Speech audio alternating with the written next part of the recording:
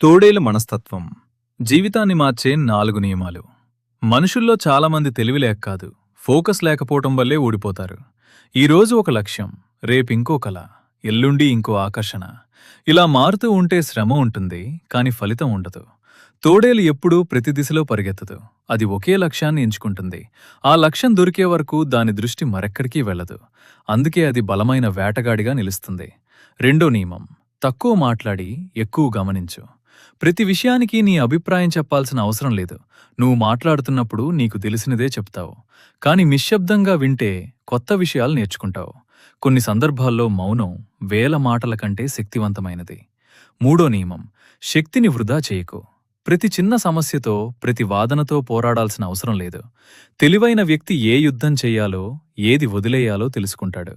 మీ శక్తిని నీ లక్ష్యానికి ఉపయోగించు, ప్రతి వ్యక్తిని ఒప్పించడానికి కాదు. చివరి నియమం, క్రమశిక్షణ.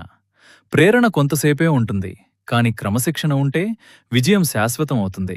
రోజూ చిన్న అడుగు వెయ్యి. ఒకరోజు ఆ చిన్న అడుగులే నిన్ను అందరికంటే ముందుకు తీసుకెళ్తాయి. గుర్తుంచుకో, తోడేలి బలం దాని అరుపులో కాదు, దాని ఫోకస్లో ఉంది. అలాగే నీ జీవితాన్ని మార్చేది అదృష్టం కాదు, నీ ఏకాగ్రత, నీ క్రమశిక్షణ, నీ నిరంతర శ్రమ.